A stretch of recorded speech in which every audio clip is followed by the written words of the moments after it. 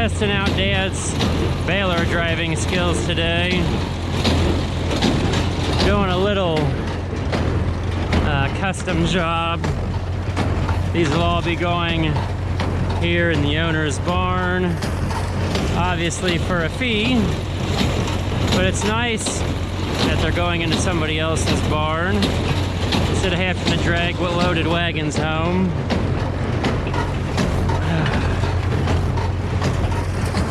The parts on the baler seem to be holding up. We really can't see the wheel up front, but it's there, it's turning. Seem to be picking up all the hay, following the ground real well. Oh, a little snaky snake right there. Oh, it's a tiny little guy. Here, a little fart. I saw like a big 5-foot black snake while raking. That's just lovely. Seems like it's been snakes galore this year everywhere.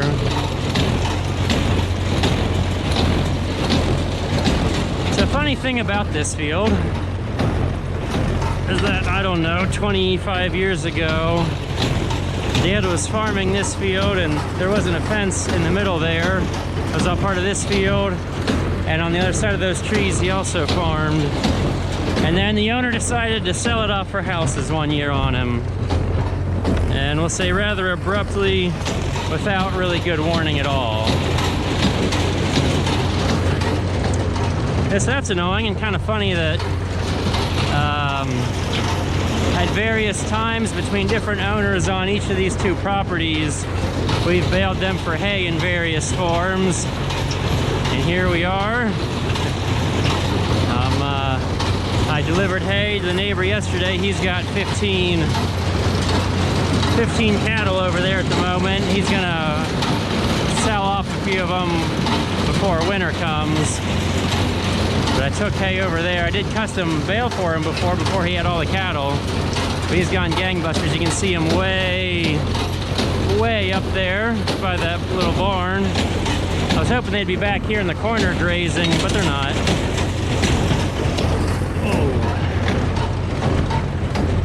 So getting you guys a little more stacking action. I didn't rake these windrows very big because this hay wasn't super dry. I did not cut it out. Didn't have time. It's been a very busy week. Many things going on with vegetables. It's a very big week for vegetables. The sweet corn's coming on fast. It's our church festival this weekend, which by the time this video gets out will have probably been at least a week or 10 days ago. And we supply corn for that. Tons of tomatoes ripening. Everybody's just starting to think about stocking up for winter, so corn to freeze, boxes of tomatoes going out for canning. Hey, I had to borrow Dad for a minute. So far he's doing very well at not breaking anything either. Had Aunt Seal driving the baler for me last week. She was doing pretty good. Following directions, which is a big thing. And I mean, and nothing broke. So we're doing good. I'll probably wrap this up because you've seen me stack a bunch. Last year this field made 75 bales. We're already at 50. We'll probably make over 100. It helps that the owner kept his goats off the field this year. So they weren't out here robbing grass. They're more contained up behind the barn up there. Oh.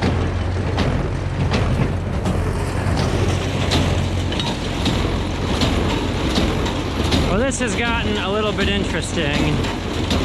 I'm standing on 2 layers of hay, and I usually go 7 high because of road hazards and barn door openings at home. And we've got 2 windrows there, 1 long one there, and a mess up in the corner. We're not going to take the wagon up in that corner. There's the moo-moos from yesterday. They're getting closer. Surprised they're not watching us bale hay. They probably like the hay I delivered more than they like this hay. Oh, that's why it's a custom job. So this could be interesting. Yeah, we're going to easily get 100 more bales than last year. I mean, I did bale this a month later this year, but the fact of not having animals on it robbing it has done wonderful. So we're gonna watch the joys of getting a wagon really, really full, because I hate not full load. It's not loaded unless it's overflowing. Which for hay could be a real pain if some falls off. Luckily, I've never had that happen.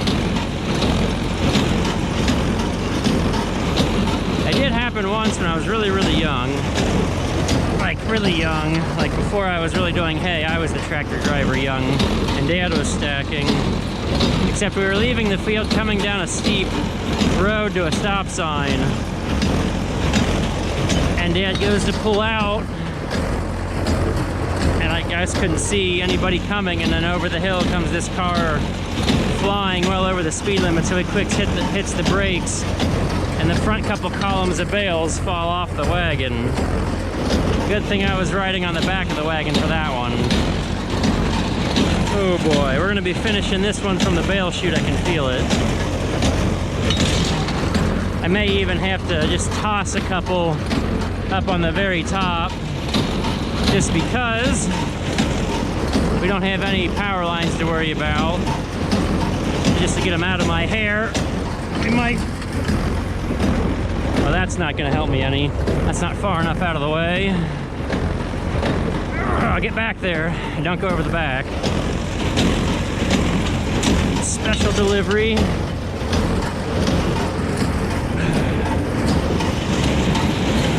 Oh, they just keep coming, don't they?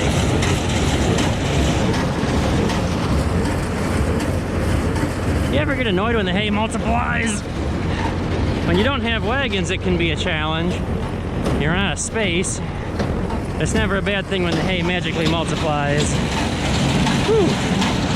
Take a quick sit down. You gotta go down and back. That means there's at least 10 bales, plus that. I don't know if we'll have room.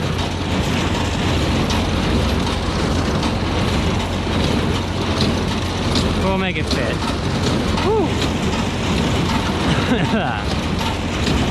I'm really just waiting for the standing on the chute portion of this video. I've had videos before I put the camera on the baler. I don't know if I've ever had the camera on my head for it. The biggest thing is knowing your pattern as you go up to stack more than where you're standing, if that makes sense. Like I can get 2 more bales here before I'm relegated to the bale chute, or I gotta climb up top and throw some more to make this wagon load even taller.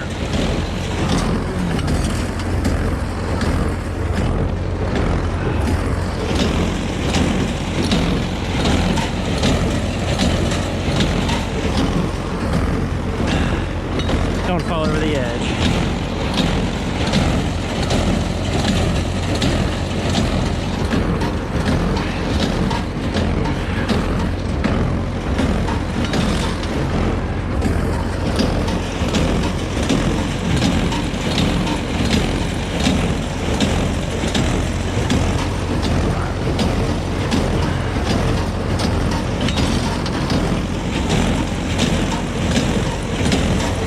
About finding a spot, put your feet, and luckily, see last year I made the bales like an inch or 2 shorter, so sometimes I get little gaps like this.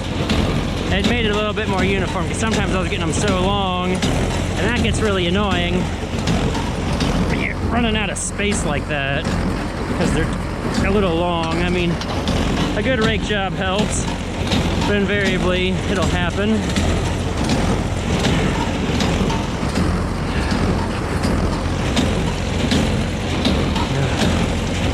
I'm gonna count how many that was, hoping that next windrow is smaller. Like I said earlier, I didn't rake these very fat because I still had to do some drawing. There was a lot of greenery in them. Very green greenery. I wish we were coming to the end already and I wasn't gonna be cramped for space, but there's gonna be 170, probably 180 bales on this by the time I get done. thing there's only one wagon load today.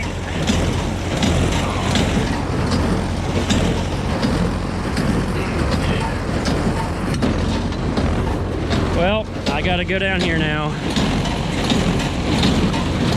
Let's test everybody's sea legs. You gotta keep up with the plunger strokes and the baler rocking around. Ah.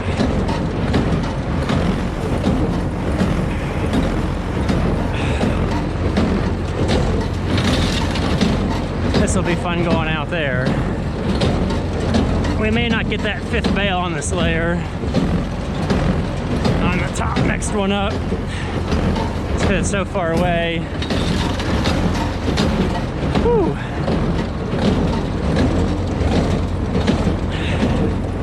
At least as more hay comes out, you get closer to the wagon. You can stand on the bale chute.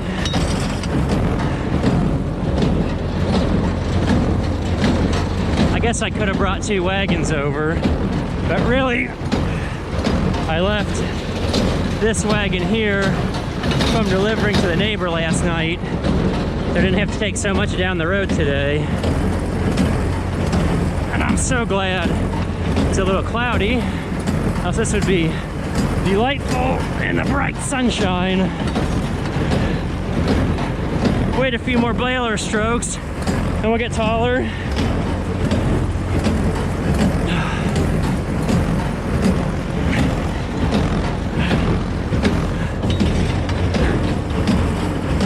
Oh, almost to the end. One big wad of hay to go.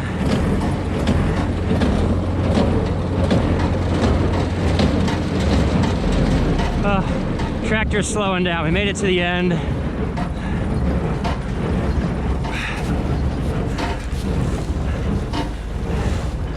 As far as, well, that's 1, 2, 3, 4, 5, 6, 7 max height, and there's the ones I threw on top. Pretty close to 180 up there. I know it's 175 chock full, 7 columns up. I'm ready to be a sailor now. I don't know if you can tell the roughness. There's probably still ruts out here from when Dad was farming it 20-something years ago. Not to mention,